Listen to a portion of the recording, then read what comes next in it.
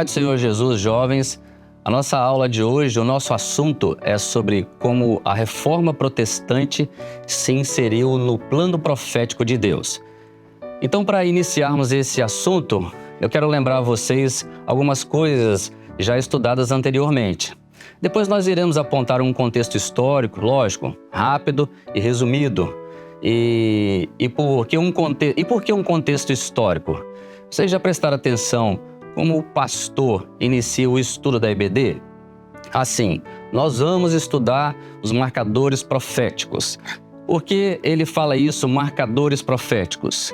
Marcadores proféticos são acontecimentos históricos que são destacados na nossa história e onde eles se inserem no plano eterno de Deus. Vejam, o plano eterno é eterno, é a realidade celestial.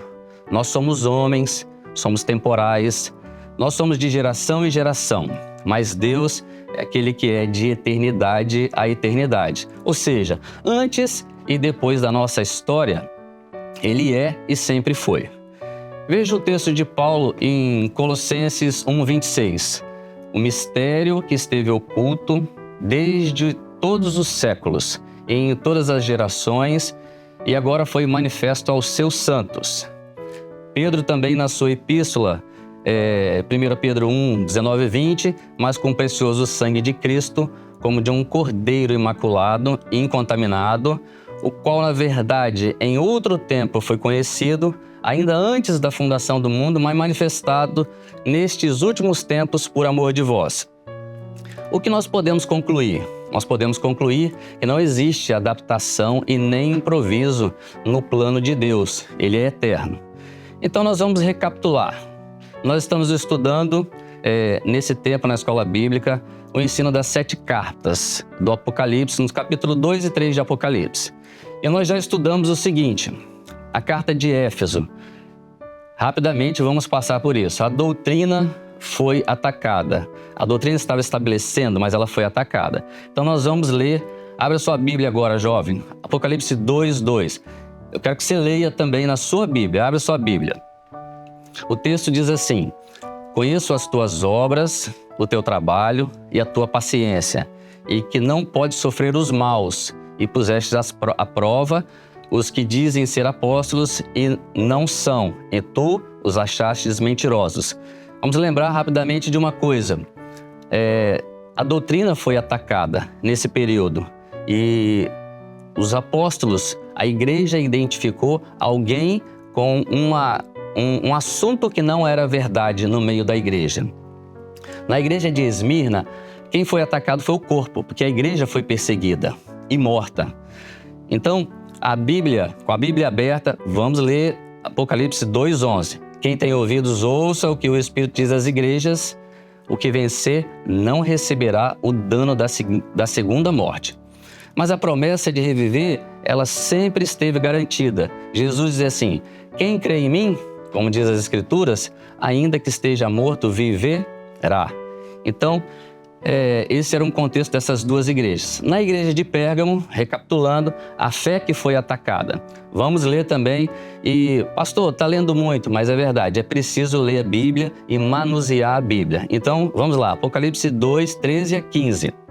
Conheço as tuas obras e onde habitas, que é onde está o trono de Satanás. E retens o meu nome, e não negaste a minha fé. Ainda nos dias de Antipas, minha fiel testemunha, o qual foi morto entre vós, onde Satanás habita.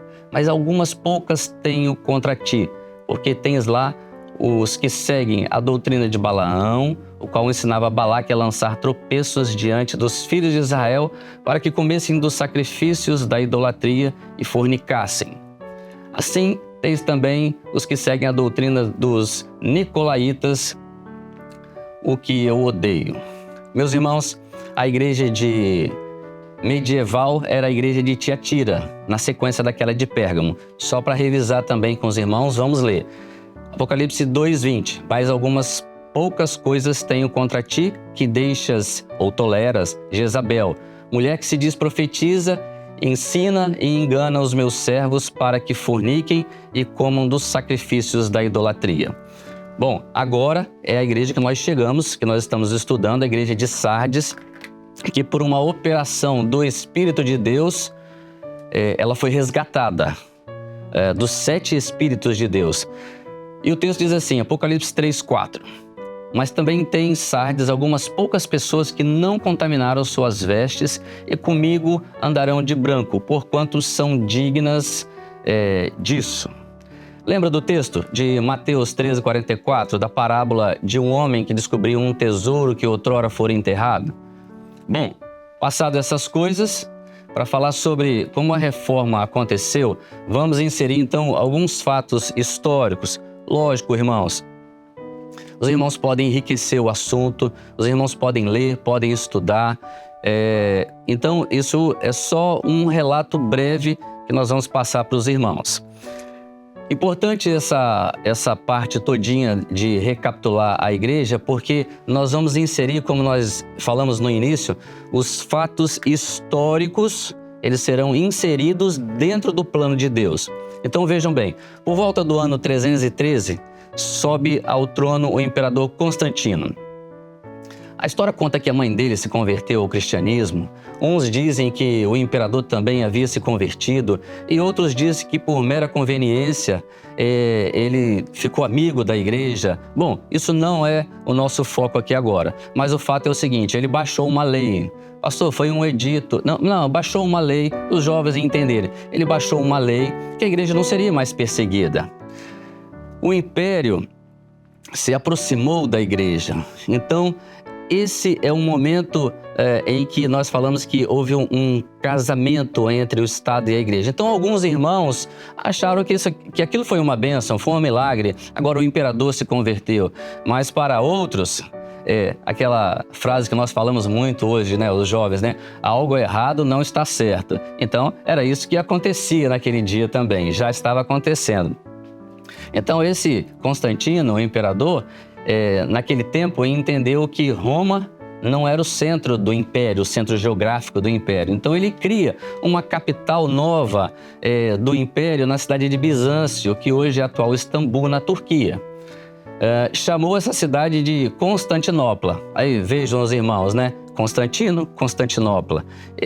Como imperador romano, né? Mais um que queria ser endeusado, queria ser lembrado.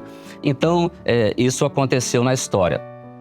Mas a história segue e nós precisamos passar rápido, só para os irmãos entenderem. Em 381, o imperador Teodósio decretou que a religião oficial do império seria o cristianismo. Vejam, agora tinha 2 capitais, no Oriente e no Ocidente. Constantinopla no Oriente e Roma no Ocidente. Todos esses fatos, nós falamos aqui, nós poderíamos perguntar para vocês jovens, em qual período profético eles foram inseridos? A ascensão de Constantino, Teodósio, nós estamos em Pérgamo. Então, qual o trono que se estabeleceu na verdade? Foi de Constantino, foi de Teodósio, foi dos imperadores? Ou o trono naquela hora era como dizia Pérgamo? Na igreja de Pérgamo, nós relembramos isso agora há pouco, o texto diz que o trono que se estabelece naquela igreja era o trono de Satanás. É esse período, então, o casamento do Estado com a igreja. Vejam os irmãos, Constantino, Teodósio, 381, nós já estamos na história, mas a partir do ano 410 começam as invasões bárbaras no Império do Ocidente, o Império começa a se enfraquecer e quem vai aparecer na cena para apaziguar os conflitos? Sabe quem? O Papa. Sabe por que seria o Papa? Porque muitos daqueles invasores, daqueles bárbaros, eram cristãos. Porque o povo não concordava com aquela junção de igreja com o Estado. Um grupo não concordou. O grupo que se beneficia dessas alianças sempre quer seguir em frente. Mas tem um grupo que sempre existiram os fiéis, como Antipas. As fiéis testemunhas sempre existiram. Então tinha um grupo que lutava por isso. Então, o que acontece nesta hora? A igreja se fortalece, a igreja medieval, ela vai surgir agora, os cristãos vão ser enganados, a igreja chamada medieval começa essa história agora. O ano 476, então, cai o império do Ocidente e os cristãos agora, eles começam não mais viver a doutrina estabelecida pelo Pai, como na igreja de Éfeso, estabelecida pelo Pai em Éfeso, morta, vive, morrendo, mas sustentando, não negociando princípios, valores. E aí, eu quero fazer uma pausa aqui agora mesmo para dizer o seguinte para os irmãos: jovem não pode fazer pausa no ensino que ele recebe doutrinário. Não pode negociar princípios. Ele não pode deixar por um momento na vida dele de viver o verdadeiro evangelho, o evangelho eterno. Então, meus irmãos, para os jovens aqui agora, nós temos que entender uma coisa: nós entramos no período de Tiatira. E nesse período de Tiatira, o que vai acontecer? Veja no texto do Apocalipse 2:19. Eu conheço as tuas obras e o teu amor, e o teu serviço, e a tua fé, e a tua paciência, e que as últimas obras são mais do que as primeiras. As últimas obras são mais. As primeiras, eles começaram a viver um governo que não era do Espírito Santo. Por quê? Porque negociou a fé, não se sustentou na doutrina, no ensino que havia recebido. Meus irmãos, o foco da igreja até Esmirna era viver a fé, porque eles tinham os olhos na promessa. Agora, no tempo de Pérgamo, que é esse tempo que nós falamos de Constantino e de Teodósio, o que acontece nessa hora? Eles começam a negociar, porque agora eu não preciso mais orar, eu sou amigo do rei, eu conheço fulano que conhece Beltrano, que resolve nossos problemas. Então, assim, nesse período agora de Tiatira, que há esse aprofundamento das trevas e esse fortalecimento da igreja política, a igreja casada com o Estado, nesse contexto de primeiras obras foram muito ruins. Heresias foram instaladas. Daqui a pouco nós vamos ver, os irmãos já ouviram, na verdade, isso, falar sobre indulgências, falar sobre confessionários, ídolos, práticas que existem, muitas delas até hoje, e que enganaram e fizeram com que os servos de Deus comessem dos sacrifícios de idolatria e se prostituíssem no seu amor em relação ao Senhor. É uma troca de amor, uma troca de valores. Quando a igreja trocou, a igreja entrou nesse cenário da igreja de Tiatira. Mas a palavra diz assim, o texto nós lemos, ele diz assim, que as últimas obras são mais. Nós vamos ver alguns... Nós vamos ver rápido, nós vamos ver alguns episódios que aconteceram na história, resgatando e retratando essas últimas obras que foram mais. O que isso aconteceu? Chega um período da história em que o Senhor mesmo começa a levantar homens para eles se levantar contra aquele sistema que estava implantado. Então esses homens, eles foram espaçados na história. Nós vamos citar 3 somente aqui agora. Existiram outros, mas esses 3 nós podemos citar rapidamente. A partir do século XII, mais precisamente no ano de 1170, apareceram os valdenses. Então Pedro Valdo, um fundador de um movimento que começou em Lyon, na França, por volta do ano 1170, ele acreditava que a Bíblia deveria ser lida e interpretada por todos, não só pelos clérigos. Esses valdenses também eram contra as práticas de compra de perdão pelos pecados, acreditando que a verdadeira fé deveria ser vivida, inclusive, com simplicidade. Depois, no momento da história, John Wycliffe, século XIV, um teólogo inglês, ele também passa a criticar a corrupção no meio da igreja, especialmente a venda de indulgência. A salvação agora comprada com dinheiro não dá, entendeu? Então isso era uma coisa que Deus começou a levantar pessoas para ser uma voz para lutar contra esse sistema. Então, o que acontece? O Wycliffe, o que ele fez de interessante? Ele traduziu a Bíblia para o inglês, permitindo que o povo tivesse acesso direto à palavra de Deus, sem intermediários. E isso foi, podemos dizer assim, uma coisa nova e até causou uma revolução na mente das pessoas. No século XV, ano de 1400 e alguma coisa, não me recordo aqui, John Hus era um sacerdote e um teólogo que adotou muitas ideias de Wycliffe, especialmente sua crítica às indulgências e o poder papal. Durante o Concílio de Constança, em 1415, Hus foi condenado por heresia e queimado numa fogueira. À sua morte, ele se transformou num mártir naquela época, então as suas ideias continuaram a se espalhar. Meus irmãos, a luta desses homens que Deus foi levantando produziu na Europa, a partir do século XIV, um movimento cultural, científico, que marcou a transição da Idade Média para a Idade Moderna. Foi a redescoberta de um conhecimento clássico focado nas línguas originais, principalmente no grego e no hebraico. Isso gerou um ambiente propício a muitos questionamentos sobre a igreja. E a valorização do ser humano, da racionalidade, tudo passou a ser questionado. Esse movimento foi chamado na história de Renascimento. Também no século XV, 1450, 1455, Gutenberg inventou a imprensa. Com o advento da invenção da imprensa, isso permitiu a impressão de livros. As ideias agora elas foram retratadas nos livros, foram massificadamente, houve uma impressão de livros. Muitas críticas, de novo, à igreja. Então, a impressão de Bíblias em outros idiomas ajudou a disseminar todas as ideias, essas ideias de reforma. Então, era um ambiente sendo preparado para a reforma. Tudo isso, Deus, meus irmãos, os jovens, o Senhor que foi fazendo, não foi homem. Foi Deus. Esses homens sozinhos, eles não conseguiriam fazer essas coisas. Mas, na verdade, da reforma, nós podemos fazer uma pergunta para vocês aqui agora. O que interessa para nós a reforma?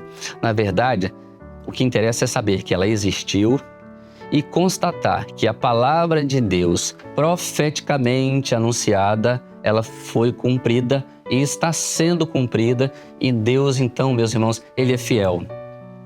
A reforma aconteceu na Alemanha? Sim, aconteceu na Alemanha. Lutero, num determinado momento, em 1517, estudando nessa ideia reformista, ele afixou 95 teses na porta da igreja de Wittenberg. Era uma universidade onde ele dava aula também. Mas a reforma não foi só uma coisa isolada que aconteceu em 1517 com Lutero, pronto e acabou. Não. Aconteceu também na Suíça com Zwingli em 1520, na cidade de Zurique. Na França também aconteceu, mas na França a perseguição era grande. Então você tem ali um outro reformador, Calvino, vai em 1534, ele sai da França, ele vai para a Suíça e ele é convencido a ficar ali em Genebra, mas ele tem as ideias dele e as coisas começaram a ser escritas agora, a teologia passou para os papéis. E um detalhe importante é que Calvino acreditava na predestinação. Existe muita dúvida, uma vez salvo, salvo para sempre. Essas questões, elas, volta e meia, elas estão no meio dos jovens. O fato é que esses homens influenciaram muito o mundo antigo e até os nossos dias. O mundo antigo que nós estamos falando, nós precisamos ter atenção nisso. Nós estamos falando de 500 anos atrás. De 500 anos para cá, tudo mudou. Agora, a igreja de Sardes, ela nasce nesse contexto, com esses restantes, com esses homens lutando e morrendo por essa luta. Aquele Espírito de Deus que estava derramado sobre a igreja de Éfeso, que era uma operação dos 7 Espíritos de Deus, ela volta agora a ser derramada sobre essa igreja de Sardes. E aí o que acontece nesse momento? As pessoas voltam a defender aquilo que Deus, aquilo que o Espírito de Deus coloca dentro deles e imprime no coração deles, como diz a palavra, que Ele imprime no nosso espírito, e eles passam a viver disso, por isso e para isso agora. porque eles começam a entender que a verdade estava oculta, estava enterrada, mas eles agora estão resgatando uma fé verdadeira e há uma operação do Espírito de Deus. E agora então, na Reforma Protestante, umas ideias vão ser defendidas. Por exemplo, a salvação é pela fé, não é pelas obras. E Lutero vai falar isso e ele começa as teses principais dele. A salvação é pela fé e não é pelas obras. A autoridade única da Bíblia como palavra de Deus não era mais a autoridade papal. Você não precisa agora de um intermediário, o sacerdócio universal do crente. Eu não preciso entrar num confessionário para eu dizer para alguém dizer para outro alguém. Por quê? Porque Jesus é o único mediador, era a tese dele. E a glória nisso tudo não era para homens, não era para fulano, beltrano, mas era agora somente a Deus. A passagem bíblica que teve um impacto profundo na vida de Lutero e o que levou a formular essas bases da Reforma Protestante foi o texto de Romanos 1,17. O texto diz bem assim: porque nele, eu coloquei ali o Evangelho, a gente coloca o Evangelho, né, porque está falando no versículo anterior do Evangelho, se descobre a justiça de Deus de fé em fé, como está escrito, mas o justo viverá pela fé. Ele acreditava que Deus era justo no sentido de punir os pecadores, o que levou ele a uma grande angústia espiritual, já que ele se via incapaz de alcançar a perfeição exigida. Ele passou a entender que a justiça de Deus não se referia ao julgamento sobre os pecadores, mas a justiça de Deus, ela ia, na verdade, fazer com que a graça que traz a salvação fosse derramada sobre a vida do homem, porque seria o único escape para o homem. E isso foi uma bênção para Lutero. Meus irmãos, Lutero, nas ideias dele, ele criticava, assim, aquela filosofia escolástica que vem de Aristóteles, sistematizada por outros nomes que nós estamos falando aqui. Só estudando, eu vou pedir os professores depois, os irmãos, os jovens, que estudem um pouco mais. Vão ver que essa filosofia sistematizada por Aristóteles, dita por Aristóteles, sistematizada por Tomás de Aquino, ela queria fazer uma coisa, ela queria juntar razão e fé. E, meus irmãos, Lutero entendeu isso. Ele fez uma citação assim: a razão é a maior inimiga da fé. Ela nunca traz ajuda às coisas espirituais. Lutero insistia, sim, que a filosofia deveria ocupar um papel subordinado à teologia, servindo inclusive a palavra de Deus, mas como uma boa filosofia, como um fato de estudar e não, na verdade, a filosofia, que é do homem, querer, na verdade, explicar quem é Deus. Mas o bom estudo deveria servir à teologia que vem de Deus, a revelação do Espírito, aquilo que foi uma novidade de Espírito para ele, que ele entendeu e libertou ele do reino das trevas e trouxe ele para o reino do Filho do seu amor. Isso deveria ser estudado, sim. Bom, ele defendeu também a criação de escolas e universidades para a formação de ministros.